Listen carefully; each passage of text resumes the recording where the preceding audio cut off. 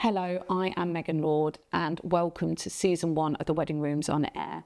This is a podcast that myself and Adam, the producer, have brought to you as a library and wealth of information for people who are planning their own weddings. We want to bring together creatives every week who are breathing life into the wedding industry. So follow along with us on your planning journey. Like and subscribe, and you can also purchase our Ultimate Planning download that takes all of the stress out of planning your own wedding. We really hope you enjoy the next episode. Hello and welcome to the Wedding Rooms on Air, the podcast that guides excited couples through their journey and gives an informed and invaluable view behind the scenes with wedding suppliers. And today I am joined by Michael from Michael Calder's Photography. Welcome. I'm looking forward to this episode. I think we're going to have to be mindful of time because obviously, I am also a photographer, and if there's one thing photographers can do, it's talk to other photographers about photography. Oh, yes. And you can tell the photographers are arrived because the Prosecco and the beer is out. Yeah. So cheers to you. Thanks for coming in. Thank you. So first of all, just tell us all about you, how you got into photography and what you're all about. So I started my photography journey in the army. So I was in the infantry and that, but my interests were in photos. So I was trying little bits, so like landscape photography, portraits, and things like that. And I just weren't finding what I wanted to find. And then I managed to get a gig as a second shooter at a wedding. And after that wedding, I was hooked. Yeah. I love the chaos. It is a specific, I often call it the Marines of photography, because you just don't know what's coming and you got to react, and you've got so much different stuff to deal with, be it weather, light, guests, like timekeeping, there's a lot there. It's the constant adaptation as well. Like I said, like the weather and things like that, or the guests and the way people just act on the day and stuff like that. You got to be there at the right time and not to miss that shot. But it's that pressure and that thing that drives me. I love it. It is. I think it's definitely an area of photography that photographers love or hate, because it is pressured. You've got someone's day in your hands, and I've often said the day that you wake up and you don't feel like a little bit butterflies, a little bit stressed and in a good way, then you shouldn't be doing it, because it means you're excited, you're ready to go, and if you don't care that whether you're going to get the shots or not, then you don't deserve to be there, basically. Yeah, absolutely. Yeah, so as soon as I got hooked, and then that was it. I left the army, sort of thing, and went to start building up my own business. So I'm all self-taught with it, sort of thing. So it's literally just loads of trial and error. And as I've built up and up and up, I'm now finally in my 4th year full-time as a wedding photographer. Bloody love it. I'm actually, I did a degree in film, and then at the end when, I've done the wrong degree, because I did some photography and loved it. So I'm also self-taught, because I just started and worked in practically. And I used to have a business partner, and she went through college with it, and it was really interesting to watch two people who were at the same point but came from different journeys. And if you're self-taught, question to ask you: have you ever used a light meter? Nope. Or do you ever? No, neither do I. I never used them, but it was really funny. It's just instinct. Just instinct. Yeah. You just look at the light and go, okay, there, take it, and then you look at it and go, no, I want it a bit more. And I think I very much go on feel when it comes to light, and then. But yeah, that conversation was really funny when we first started working together. She was like, "What do you mean you don't use a light meter?" I was like, "Yeah, I don't know. I just don't." I've had a few times where I've wedding couple were just shooting portraits and that, and all of a sudden I was zoning out for 10 minutes staring at something, and they're like, "What are you looking at?" Which there, we're going over there. That light coming through those trees, or that. It's like we're going there now, sort of thing. And they're like, "Okay, this way." There is nothing quite like that moment where you get just everything comes together in your wedding pictures, like when the light's there and the couple are relaxed and you're just looking through the camera going, oh my God, this is so nice. Yeah, as soon as that preview comes up and you see it, it's just like, come on. I was like, yeah. We're like excited little kids, like, come on.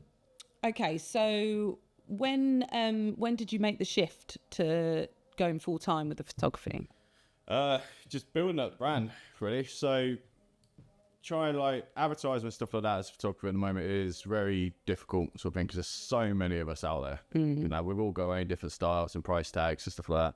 Yeah, we'll definitely get into that Trying later. to build up that year beforehand and that to make sure that I've got enough to cover all bills and things coming in was a challenge. Like I was going to go full time just before COVID hit.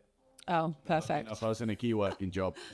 So a week before I handed in the notice, the lockdown kicked in. So I was like, right, I'm going to hold on to this for a little bit. Yeah, absolutely. And then, but that was a big challenge in itself when everything opened up and that. It was literally like starting from scratch again. Yeah. Sort of thing. Like I lost more than half of my weddings and then all the others postponed and stuff. And then they postponed again and again. And you're like, I'm not going to get these weddings anymore. It was really difficult for everyone who would get married through that time, wasn't it? You know. But then during that time, so many other photographers all popped up. So they all picked up a camera and had a little practice. Yeah. I'm a photographer now. Yeah. Everyone thinks they're a photographer. I don't know any other industry where you're at a wedding and there is always an Uncle Dave who walks up and who's like, so why are you doing it like this? Or I could do your job. And I've, Uncle Dave. yeah, Guys talked about cameras and stuff like that and Yeah. they ain't got a clue what they're talking about. sometimes I'm like, come on then, Dave, right, off you pop, because it is a really difficult job. As you say, it's not just the pictures, although that is the absolute like most important thing that we're doing, but there's so much more involved in it and that people don't understand, and you can't bore them with it. You can't like sit down and explain technically why they can't have the couple picture in front of the house on the steps at the moment, because they're going to hate that picture because of where the sun is at and what it's doing to them, sort of thing. And so you have to sort of do this dance around the day to make sure the day's not getting ruined, but that the pictures are not getting compromised. Yeah. So I think that wedding photographers are always more than just photographers. Oh, yeah. They're like wedding coordinators. They're your best friends. They're like your personal assistant on the day, sort of thing. So like if things go wrong and that, we're jumping in to try and help make it go smoothly. Yeah. Things. And if there's any issues or they're worried about anything, we're there to reassure them all the time. And That's exactly why this has come about, because that has always been my favourite part of the day, is being next to them, helping them out. And so I wanted to create something that was giving them a hand along the journey. Yeah. And it's really nice to chat to another wedding photographer and that's a core thing for you as well. Yeah. Throughout the episodes when we've been recording, one of the things that and this is something that I've always said is very important for us in the industry, but that has come back with every single supplier, is the absolute importance of liking your supplier. And it couldn't be more important than with your photographer, I don't think. 100%. Completely agree with that. Like you see so many people, like they'll come up and they'll ask you, oh, we're getting married on this day. What's your availability and what's your pricing, sort of thing. And then that's that.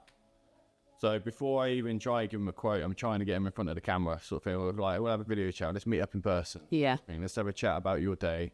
I can explain to you how I work, sort of thing. If we've got that good connection, then great, we're going to be a good match, and we'll send over quotes and prices and stuff.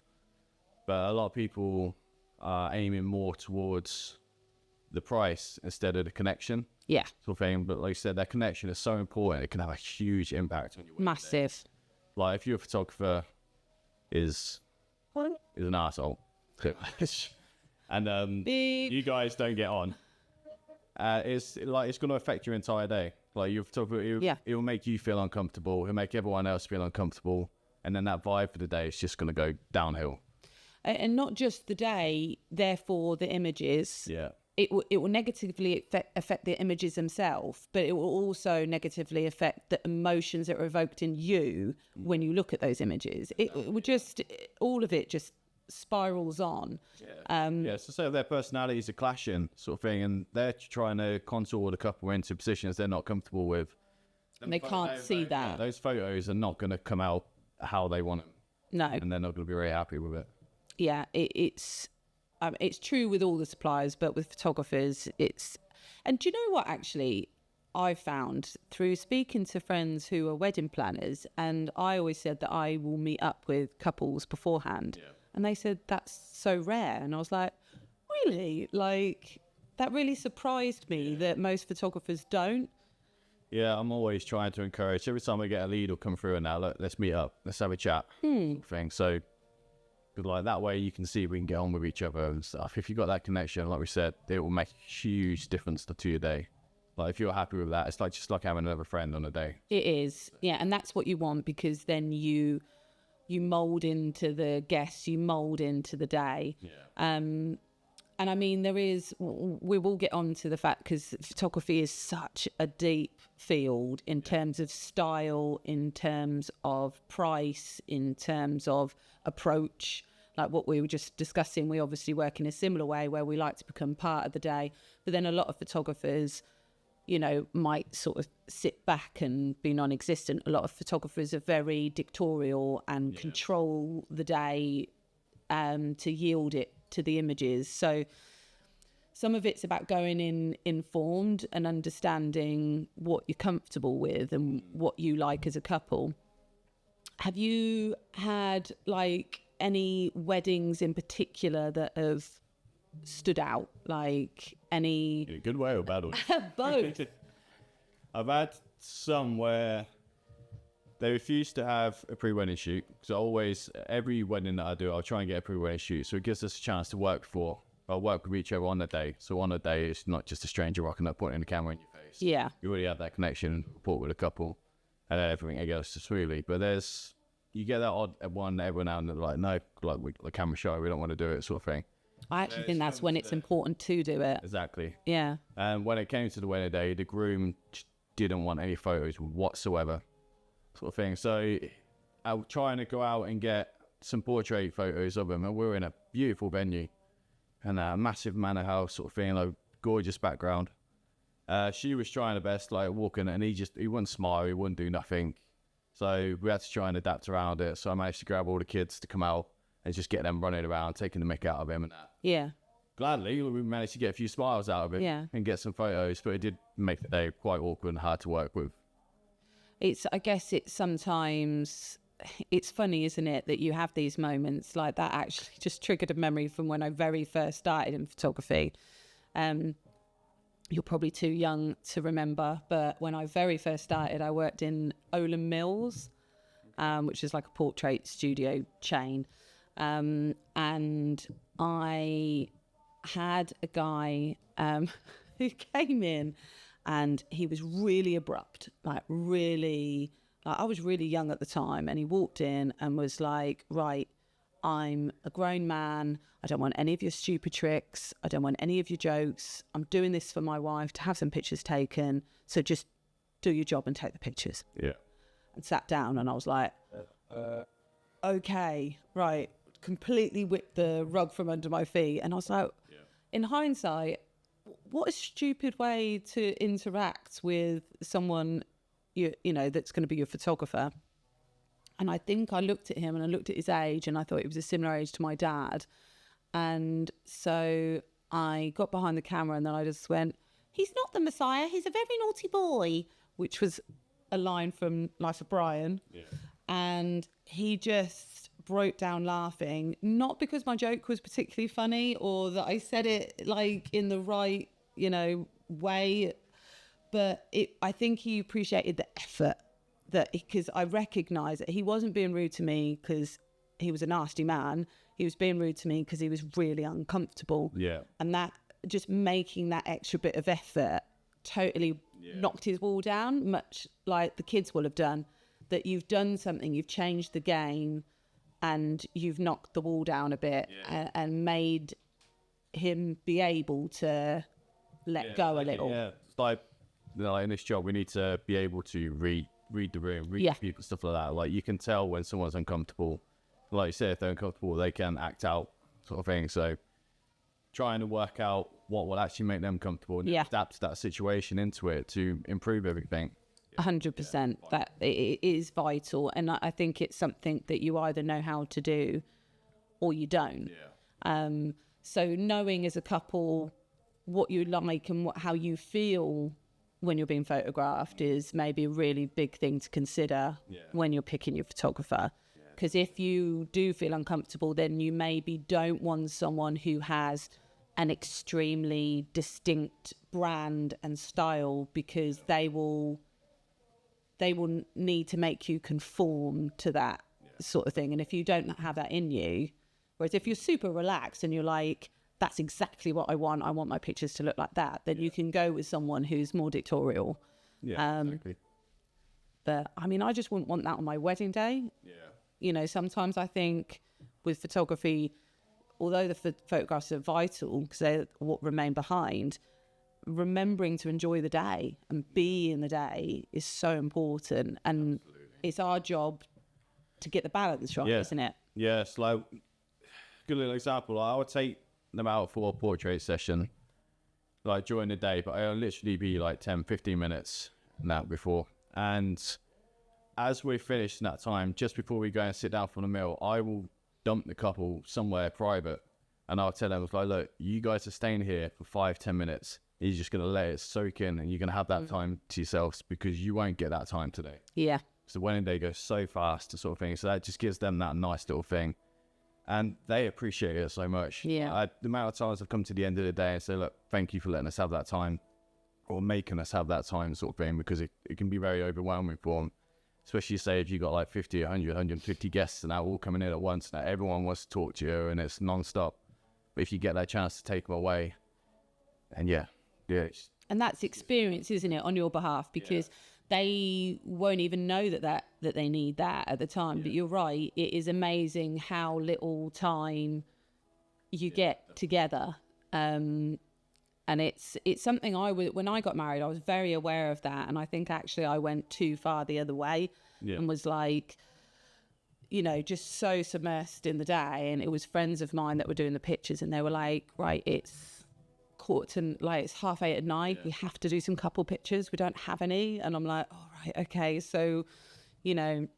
Yeah, I've had one where the bride got so overwhelmed by the guests and that, she disappeared for most of the day, and as we were trying to find her, she was sitting in the broom cupboard with a couple of bridesmaids and that, just drinking, trying to calm down because of anxiety and stuff. Oh, bless her. So we're like having a little chat with her, say, look, it'll be fine. Like, let's go out, let's get away from everyone else. Yeah, just we'll go do your photos and stuff. Like, I'm not going to console you. I'm not going to do all these weird positions. Anything that just makes you comfortable, we'll do. We'll let you guys do your thing, and then you guys could just have your moment, because you need that moment together. You do, and that's a nice little reset for when they come back in as well. And you can tell the way their personality changes as well when they come back.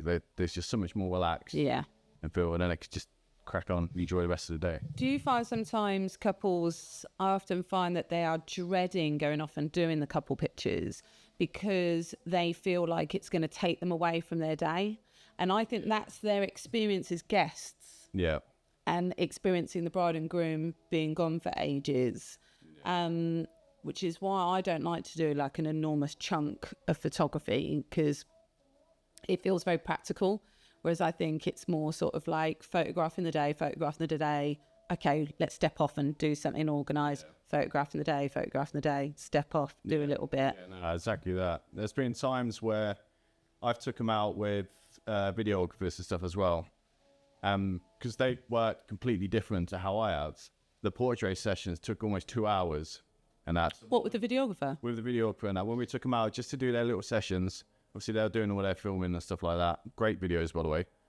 And but it took them 2 hours out of the way from the guests, sort of thing, when it would normally take me about 10-15 minutes. Yeah. Go around and get the shots, and that is to me is a big no-no. It's like sort of thing. So like you say, I'll take them out into 2 sections. I'll take them out just before they sit down for the meal, just so we've got some nice little daytime photos. And then when the evening light comes in, I'll take them out and do the main little session. We'll literally just go out, have some fun, take the mick out of each other, and just let them be themselves. And this is why it's crucial to chat to your photographer, because like to know how they handle things. Like I'm probably somewhere in between the two. Like I like to say to people that we're going to imagine that we're just going to go for a walk for 20 minutes. Yeah. and you can bring some bubbles if you want or what have you. But we're going to go off and you're going to have 20 minutes to just sit back and think, "Oh, we just got married." And then just as we're going for that walk, I'll stop, get them in position, sit back, let them get natural. But like yourself, actually, my favourite couple pictures are always the ones after the food. Yeah. Because the groom has done his speech, everyone's had a glass or something, everyone's relaxed, the big areas of the day are done, and I find then to go out, you know, with maybe the veil's off and the bouquet's down, and they're more personal. They become more themselves as a couple, and I quite like that the ones earlier are slightly more formal, although I don't really do formal as a photography style, but they are slightly more ceremonial, maybe. And then later on, it's more you're seeing them as a couple. Yeah, it's like they're even more closer towards things. So like it's all sunk in a bit, and then they're just like, hold on a minute, we're married now. That's it. And they go out. They're a lot more cozy with each other. They like you can get them dancing and stuff like that. You can do lots of stuff. They're so much more comfortable doing more things. They're just having a play and. I mean, obviously, Back in photos. we're you know going to respect the privacy of all our brides and grooms that have been. Don't worry. But do you have any stories about you as a photographer on a wedding, or any about a wedding where you got yourself into some shtuck? Or I feel like I've been quite lucky, to be fair, because I can't really think much. There's only been one time where I've missed the kiss in the ceremony room, but that was a lot of it was because it was bad lighting inside, sort of thing. So focusing on the camera and stuff sometimes is a bit tricky anyway. But their kiss was literally like that. yeah, Like, whoa, that was quick. yeah, Sort of thing. So I've got them coming in and I've got them coming out, but I didn't get that kiss there. yeah. And the celebrant now noticed how quick it was, and they're like, "Oh, would you guys like to have another kiss again?" I'm like, "Yeah, please, please, please do it." And now, no, that was it, because they weren't really big on public affection. Yeah, but then maybe that shot's not there for. Yeah. That's what learn from experience as well, isn't it? Like, I've been like so stressed about a moment like that, but then afterwards when I've spoken to them, and they're like, "Well, we did that because it's not us. In fact, you know, subconsciously maybe don't want pick. You know, that's Yeah. I've had one of my cameras fail on me. Lucky enough, all the photos and everything stayed, but during the ceremony and all, for some reason I don't know what was going on with it. The screen went all weird, multicolored and stuff, and I was just like, "Oh no!" But lucky enough, because we always have backups. We always got backups. so lucky enough that happened. But during that time, I was like, "Oh, you're sweating." Yeah. Like, oh my god, not this moment. No, because it's important. It's important to them and it's important to us. And again, if you weren't sweating, if you were just like, Yeah. then you shouldn't be there. But it's good that you were sweating. Yeah, man. It's good. And it's also good that you could also reach down and grab the backup. Yeah, it's like we were doing this. What happened? I've had, like, I get really sort of involved in what I'm doing, and I'm always like running backwards, or I've fallen in a fountain running backwards to get a shot. Twice I've burnt my hair by backing up into candles. I've seen people do that before. I also climbed up a tree to get a shot, and I wouldn't say I fell out, but I certainly didn't exit the tree gracefully. So I've definitely fallen off a couple of chairs. Stuff in front of the group photos. There's you've got to get the shot. Yeah. I recently had a smoke bomb thrown at me. Which was beautiful. They were meant to, they wanted some of the smoke bombs for colour. It was like a festival wedding. And we had a big group shot, and a load of lads sort of set up on a big iron fence at the back. And I was like, just want you to hold it up and like cheer. And I think one of them had too many beers and didn't get the memo. And instead of holding it up, he threw it at me, at the camera. And I was stood on hay bales, so that was alarming for one, but also now had a massive like blue smoke covering up between me and my group shot. So yeah, smoke flare is always fun. they can get some good shots, but if they're handled well, then you got when we went on for the group shots after that, I then carefully selected who they were given to. Need to learn these things. Yeah, absolutely. Wednesday, 2 days ago, they had 8 smoke flares and they're going across and that. So we were like like, all right, we're not going to bring everyone out. Surprise face groups where you could all come out. Lucky enough, they all behave themselves. Stuff like that. But yeah, they're all popping off at sometimes. That was a massive cloud coverage. Right, everyone just run around, go nuts. And it was epic. I've got some good behind the scenes for that. I am looking to you, our followers, to help us. We are set out on a very exciting new project, and we need your help to find a very deserving couple. The Wedding Rooms podcast has always been about trying to help couples, help them plan their weddings, and this is a massive extension of that. We have managed to find and give away an entire wedding day. I'm talking venue, DJ, videographer, photographer, details, catering, and so much more. This is all being given, and we want to give it to someone who is truly deserving. So we are looking for your nominations. We want to hear about people who really deserve this break, and it could be about work that they're doing in the community. It could be about someone who has had a really tough time in life, and now this is something that they just deserve to be given. The most key thing and factor is that it needs to be a secret nomination. We do not want hundreds of people out there who are very deserving disappointed because they didn't win. So we are looking for you to secretly nominate friends, family, colleagues, people in your life that would benefit from this massive, massive, massive gift. Send your nominations to megan@theweddingrooms.uk. All you need to include is your name, the person you're nominating, why you're nominating them, and a way for us to get in touch with you, and we will get back in touch. If you don't know anyone that you wish to nominate, please share this podcast. Let's spread this around. Let's find someone and make a magical, magical dream come true for them. There's it's become like it's probably starting to decline down the other way, but that's become quite a trend. Like, there's a lot of trends when it comes to photography. How do you feel about trends when couples come to you with like social media content and say, I want to do that? Do you feel comfortable with that, or do you not like it? Trends are always good depending on what it is. Like, if everyone's doing the same trend, everyone's post is going to look the same. Yeah. It's going to look the same, and it's not going to be unique to themselves, sort of thing. So, like, at the moment, I'm noticing sparklers are fading out. Yeah. Like the sparkler send-offs. And champagne pops are becoming more popular. I mean, champagne towers, which, to be fair, they're really good. And if you can get the lighting right, especially with a flash behind them with champagne spraying, or doing it in the sunset, they're pretty epic. But I think the biggest trend that I've noticed this year, which I absolutely love, is generally people being themselves and adding their own personal touches to things. So, like, a big don't for me for weddings is putting on a show for someone else. Yeah. Thing like, this is your wedding, If you're make it personal. designing it for Instagram, like. So a good example for it is there's a couple where they just did a massive movie theme. So throughout the day, that, like, obsessed with movies and stuff like that. It's their nice little happy place. But like during the ceremony, they had 3 movies selected to represent themselves and their personalities. And then on the tables, all of their favorite movies, placemats were all movie tickets and stuff. And then during that time, which I've seen quite a few times, they had a Mario Kart first race as well. Oh, I haven't seen this. So yeah, they brought the Nintendo Wii coming in that, and then they sat in front of everyone having their first race with Mario Kart. Oh, okay. So and everyone else can have a little play later on during the evening. Yeah. No, that was pretty cool. I've seen a few of those happen.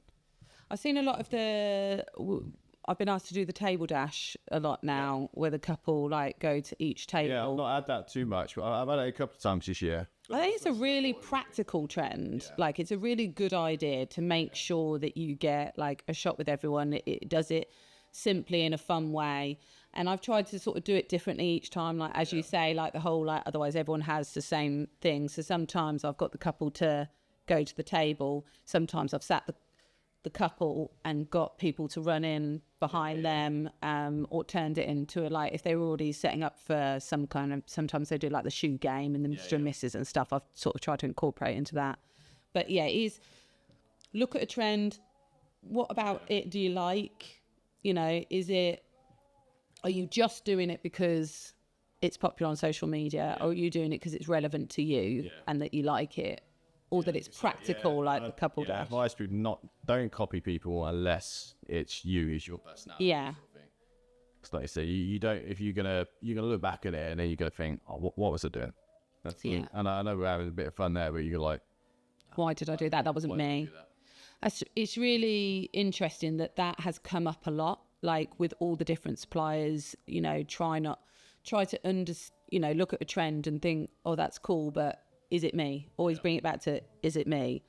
I guess when it comes to the photography industry and weddings and money, this is a huge area, isn't it? Really, it's very difficult to guide people because you can pay everything from, £500 to your wedding to £30,000 for your wedding photographer. So, what are your thoughts on the spectrum, and whereabouts do you sit? It's a different way. Like again, it's all on their personality, sort of thing, where they're from. Like if you're a very simple couple, you want a very simple wedding, then great. Like go for, let's say, like a low budget sort of thing, but make sure you do all their checks now with the suppliers. Make sure you don't have any regrets. Like especially when it comes to photography, a lot of people at the moment now, I'm noticing with Gen Z couples, everyone wants to save money thing now, and they're going for photographers that are really low budget with not a lot of experience. Yeah. And then you're hearing horror stories later on down the line with them going, oh, I don't want to share my photos with anyone. Yeah. Or I've been asked a few times where, can you retake some portrait photos for us now because we're not happy with the how the photos turned out, or they've missed certain things and details. So like when it comes to money, it's all Pay nice, pay twice. yeah, pretty much. Like, I'm not saying go out, spend a fortune, do what you want. I'm saying more, do your research. I think that's the key, isn't it? And also having the strength to ask the questions. So if you've done your research, and you've gone to someone who's £2,000. Yeah. Then you found someone who's £1,000 and you feel like they look similar. You like the vibe of both of them.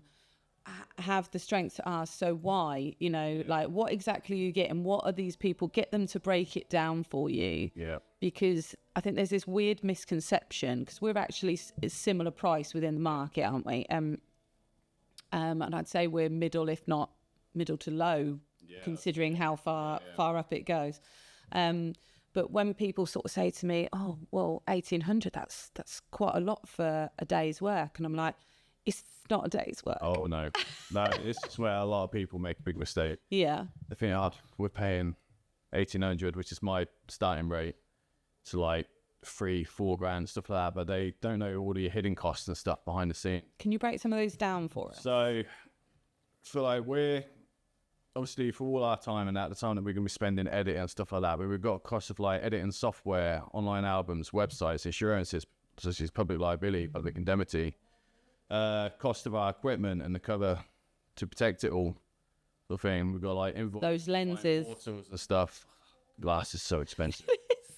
And then like the cost of albums and prints as well. Like everything's going up, sort of thing. But we've got to include all of that in our prices, while also having enough left over to pay our bills, especially for full-time photographers, to keep money on the table for the family, and then generally just to help improve the business and be able to have that spare cash to actually do stuff with the family and spend some time. So there is a lot more that goes into it, instead of just saying, 1,800 quid for one day's work.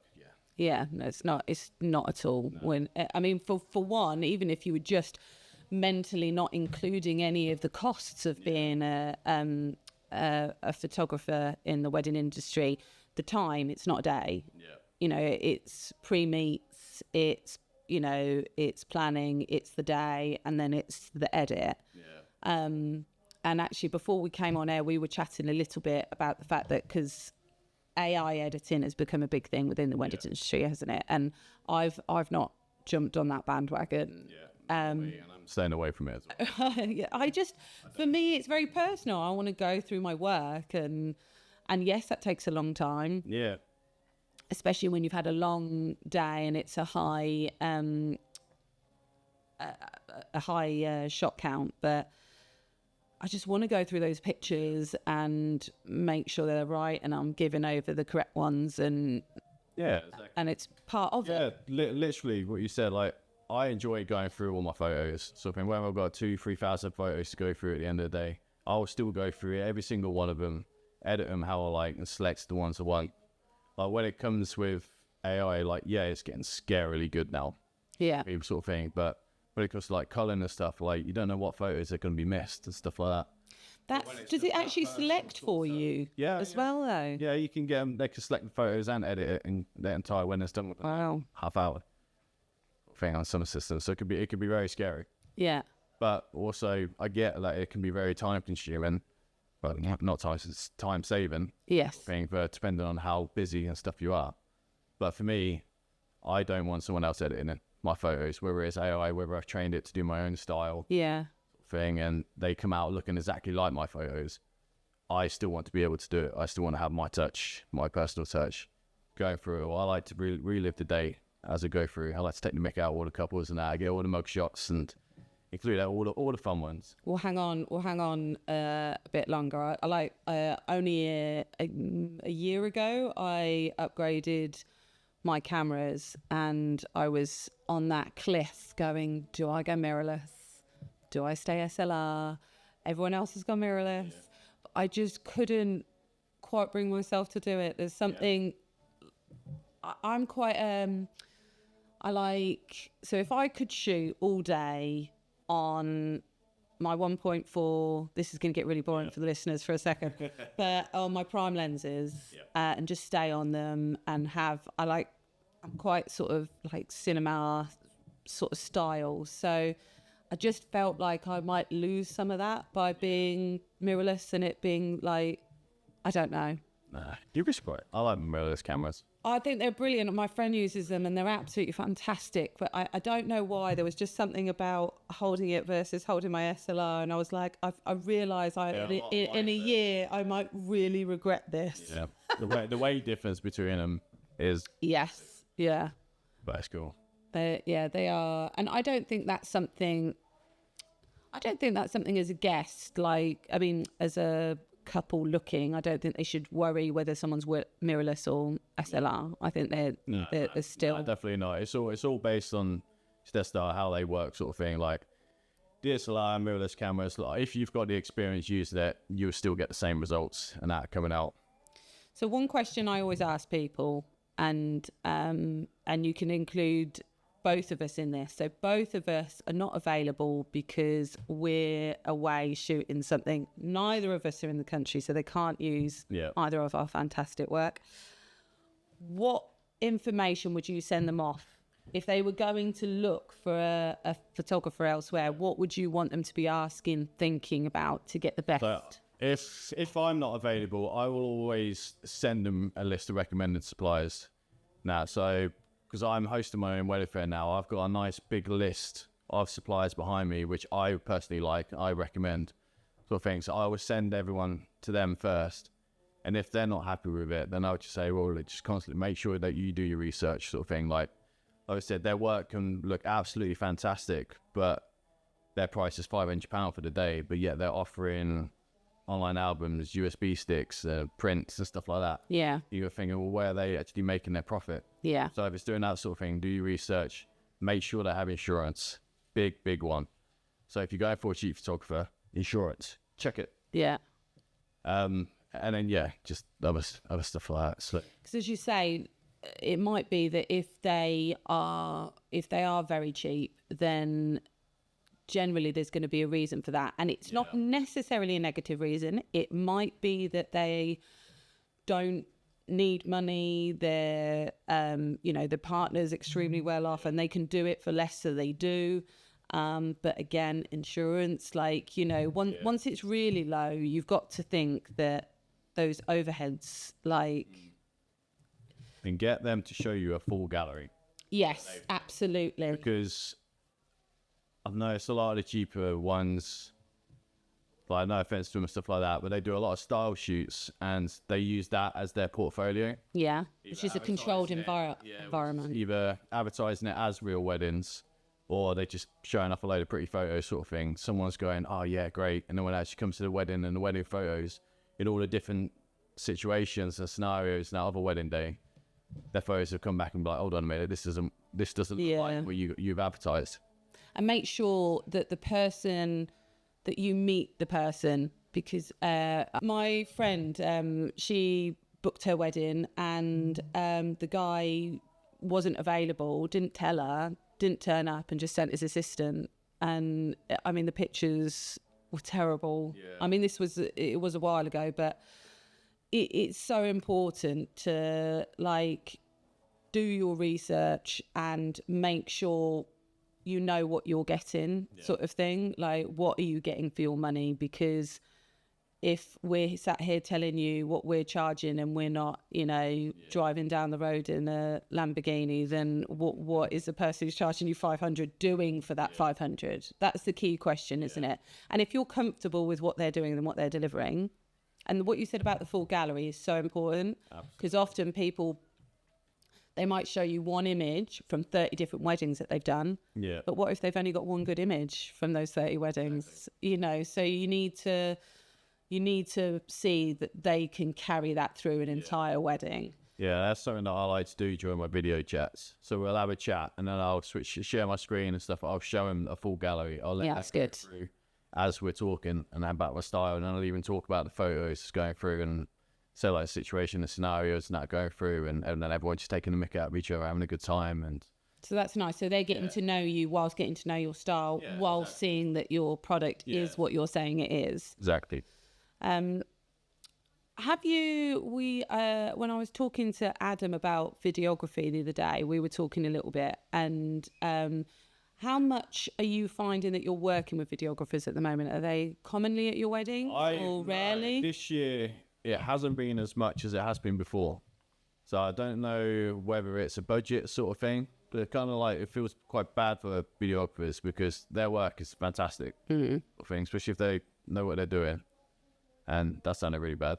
But yeah, like everyone's first point of call will always be photographer sort of things. They can do all that. And I feel like people are leaving videographers to last minute sort of thing when I feel like they should be booked in at the same time as photographers. Yeah, it is. There's certain things that photographers can't capture, which is like voice. Absolutely.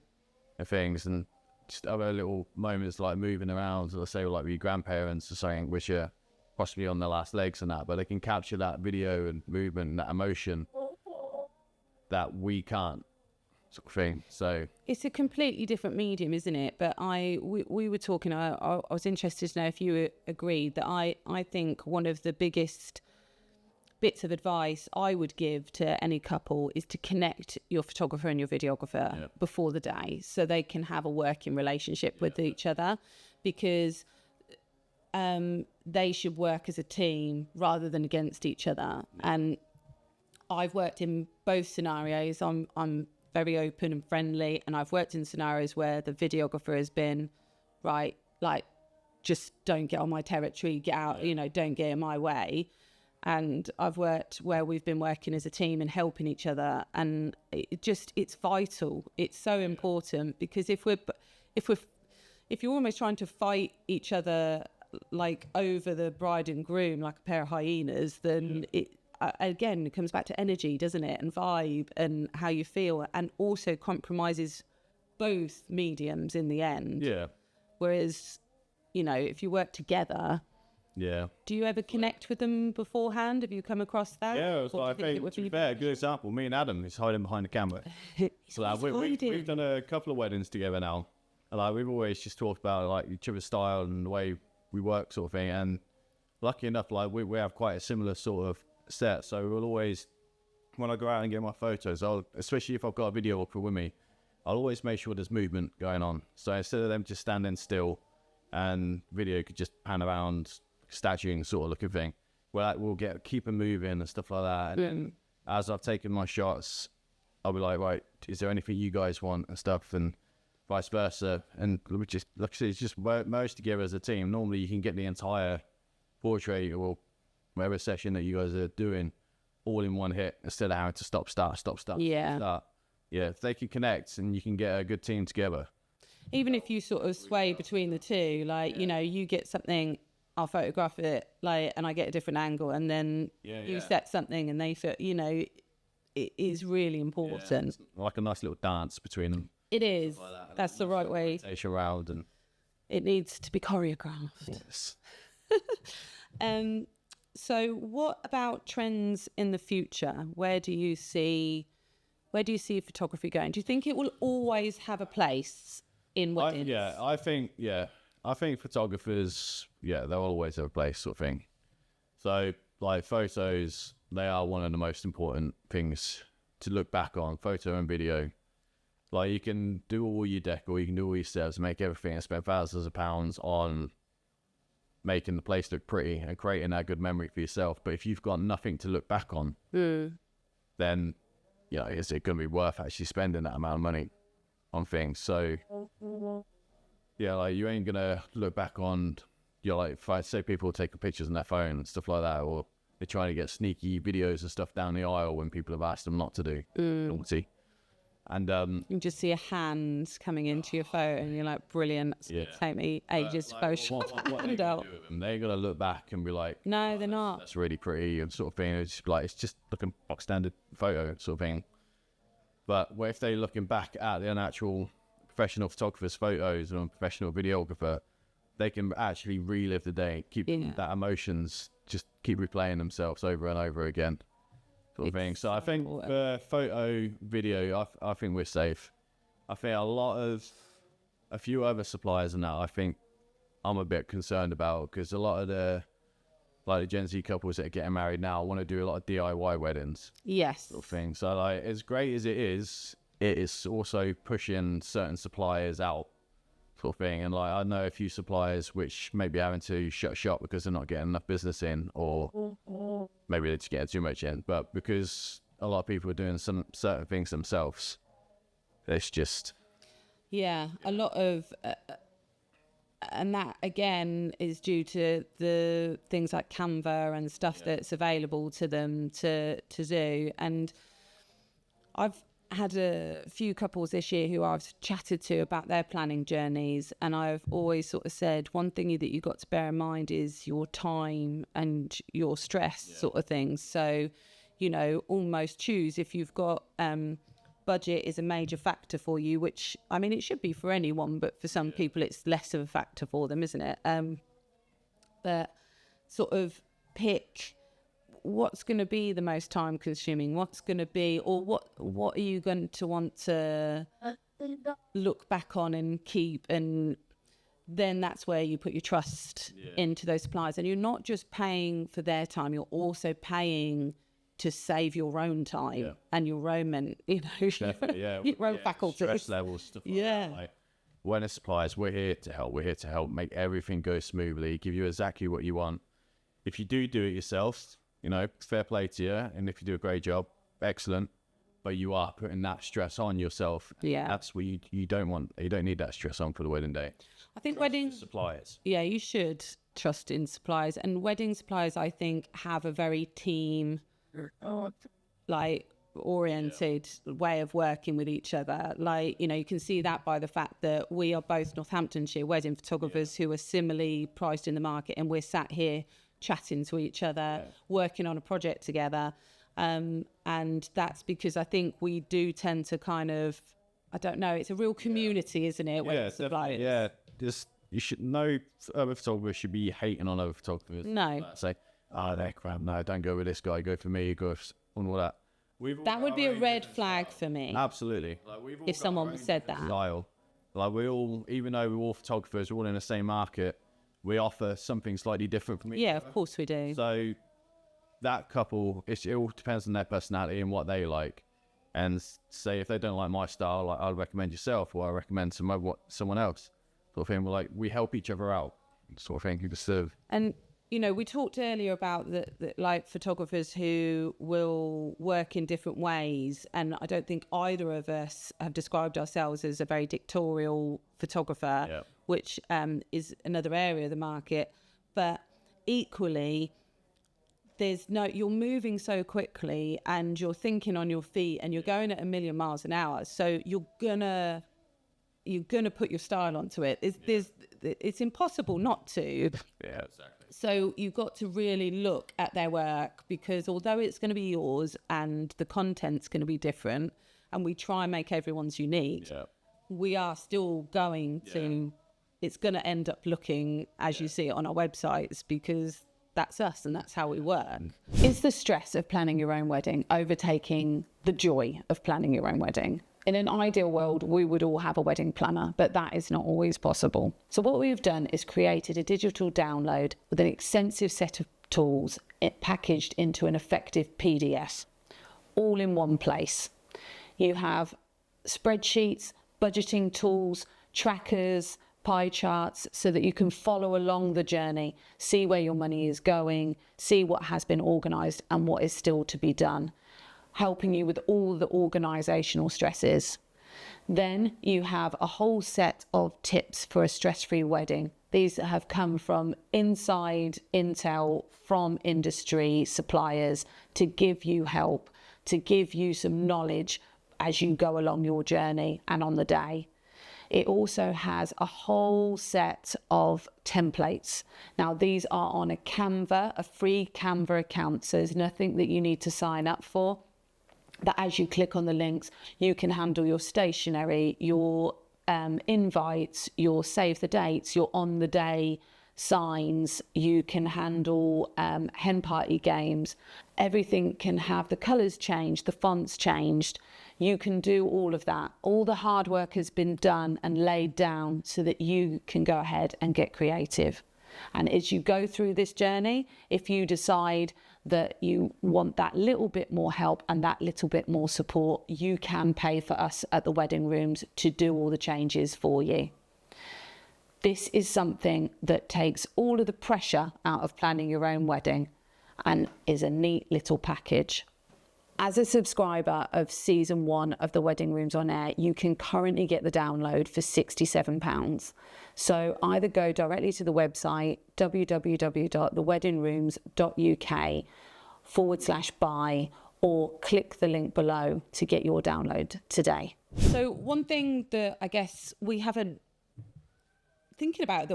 really sort of spelled out here, I guess because we're both photographers and maybe we didn't think to, is when we've talked about packages, you know, there might be people listening going, well, what do they mean about packages?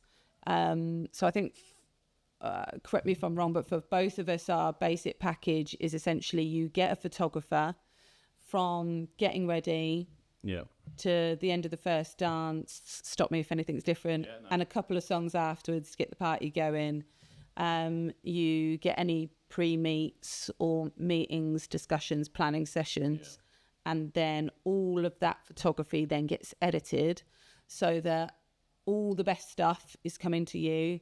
And don't worry, we are not cutting out anything that you just wouldn't want to see. It's just we're cutting out the blinks or the ones where the light didn't work or the stuff that's going to ruin your experience. So you get all the best of that on a USB with full rights to be able to go away and print out and control the pictures as you like.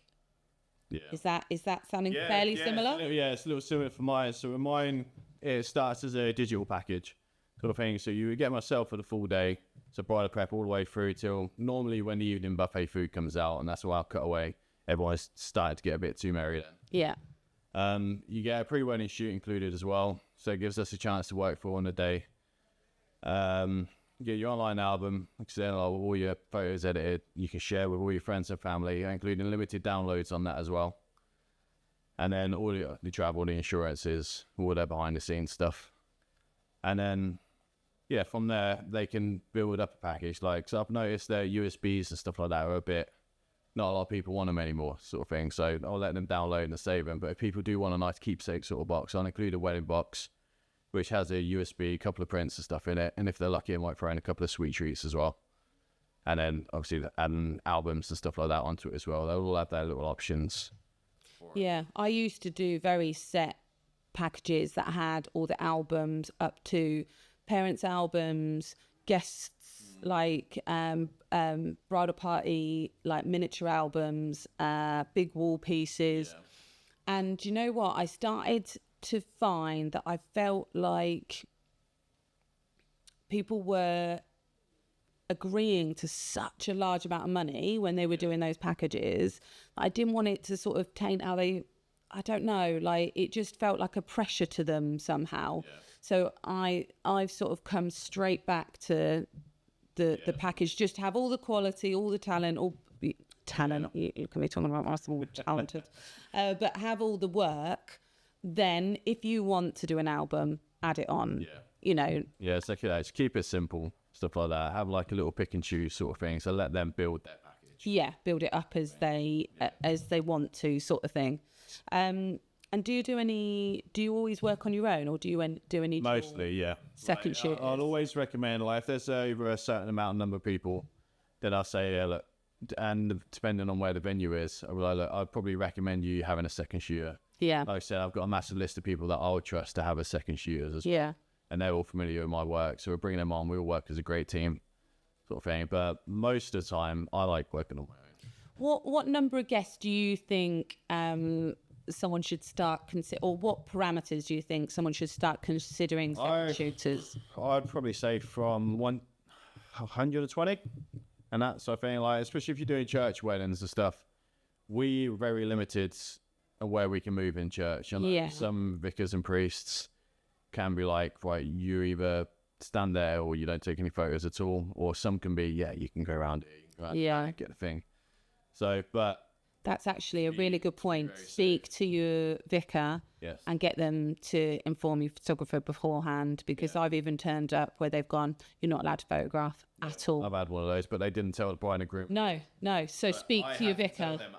Wedding ceremony was done. I was like, I'm really sorry, but I wasn't able to take any photos of it. And they're like, what? I was like, your vicar, he wouldn't let me. So it's all communication, isn't it? Like, you know, do you communicating with you, is that something you encourage your couples to do? All the time. Like, I say to them, look, it's like a sort of wedding planner sort of thing. Like, I say to them, I'm here every step of the way. If you need any advice, if you need any recommendations or anything like that, just ask me. Like, feel free to get in touch.